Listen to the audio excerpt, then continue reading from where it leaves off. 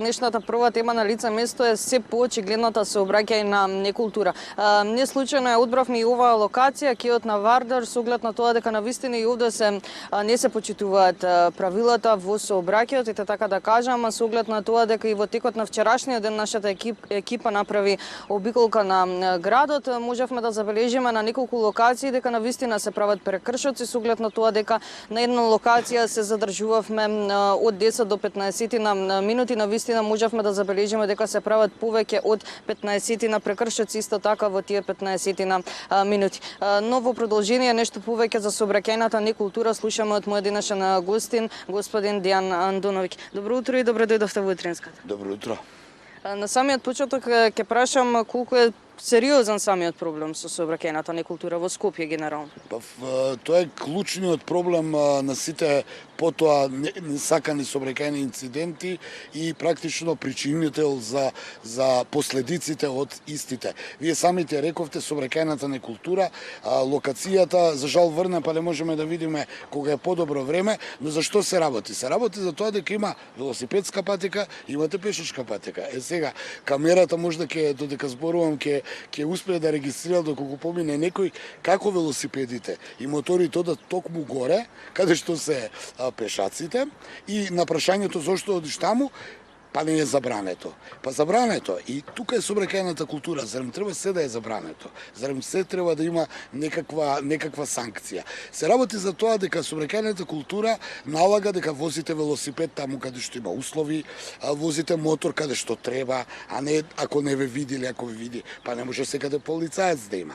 Се работи за кеот, се работи, можете колку од гледачите ќе ги потсетам кога шетаат по патеките на водно, оние лесни патеки поминуваат мотори, точаци и сето тоа. Значи, се работи за една култура каде што вие треба да управувате меѓу пешаци таму каде што има услови. Еве, на пример, во градскиот трговски центар можам пример да го земам, каде што на приземје кога ќе шетате, нели поминувате како пешак, поминуваат велосипеди и електрични тротинети. Сега дали е забрането? Па забрането е. Никој не ве казнал, но забрането е. Но зарем треба да ви забрани некој? Културата налага дека тука ќе се симнете од својот велосипед или тротинет или што и да имате, ќе го поминете тој дел и потоа ќе продолжите. Значи се работи за една култура и за јавна свест дека таму каде што не е предвидено не треба да управувате такво превозно средство. И ве напоменавте некои примери, верувам гледачите дека ќе можат да ги погледнат инсертите за сите оние прекршоци кои што ние ги затекнавме, односно ние екипата на Телма.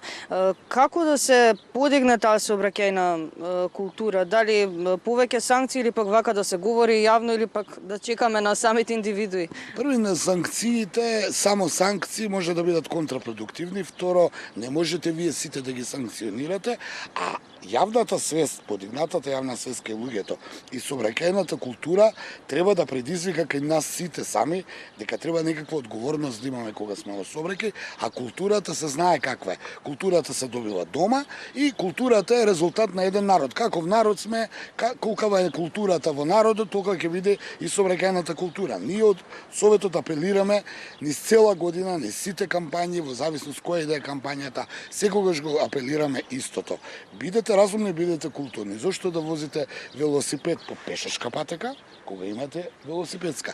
Истото се однесува и за пешаците. Зошто да шетате по велосипедска, кога имате пешачка? Значи, тоа е културата. Не мора некој вас да ви кажува или да ве казнува, па не може секаде да има полицаец да ве гледа и да ве казнува. Инаку законски е забрането да возите велосипед и мотоцикл и електричен тротинет на пешачка патека.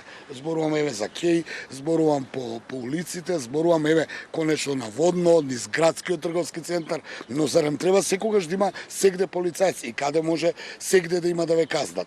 Една комбинација на превентивни и репресивни мерки дава резултат во сообраќај во аспект на моторни возила, но кога се однесува за велосипеди, електрични тротинети, пешаци, тука сепак треба малку повеќе да се оди на вашата јавна свест, на вашата сообраќајна култура. И повторно ќе кажем, пешаците се најмасовната и најнедисциплинираната група на учесници во сообраќај. А малку се зборува. И најранливи. Во исто време и ќе ги потсетам сите оние што возат камиони, автобуси, автомобили, велосипеди и електрични тротинети и моторџи, дека првин сме сите пешаци, па потоа се друго. Значи, почитувајте ги пешаците, почитувајте го пешакот додека вие сте на велосипед, затоа што утре вие ќе бидете пешак, и некој друг со велосипеда кој не е одговорен ќе ви засмета, нема да ви дозволи да идете релаксирано, да се прошетате по кеј, туку ќе ви свири од позади да се тргнете. И затоа ви велам, тоа е таа сообраќајна култура. Не му прави на некој нешто што не кеш да ти прават. Можеме ли да генерализираме кај кој повеќе е присутна таа неодговорност, кај помладите или кај повозрастните? Вака, први нема група на недисциплинирани и група на дисциплинирани од аспект да ги инкриминираме. Имате во секои групи на учесници во сообраќај недисциплинирани лица и дисциплинирани лица. Тоа што еден недисциплиниран може да го направи, 10 дисциплинирани не може да го оправат. Нема тука, не можеме да ги одредиме. Кај повозрастните има поголема одговорност, ама имат послаба моторика, кај помладите имат подобра моторика, послаба одговорност, значи не можеме да ги, но имате неодговорни постари луѓе и одговорни помлади луѓе. Затоа велам, немате вие една група која е скроз неодговорна. Јас кога зборувам за тротинетите, за велосипедите и за моторциклите, имате и како одговорни луѓе. Јас сум видел како се симнуваат, например, за пешачки премиен со велосипед. Велосипедот се вози таму каде што има услови. Не можете вие да возите цик-цак меѓу луѓе пешаци затоа што не ви е забрането. А каде треба да ви е забрането? Па вие треба да процените дека не треба да го поминете тоа со велосипед. Туку гледате пешаци, симнете се од велосипедот, поминете. Се разбира, на пешачка патека е друго. Ако на велосипедска патека е друго, но зборуваме за пешачка.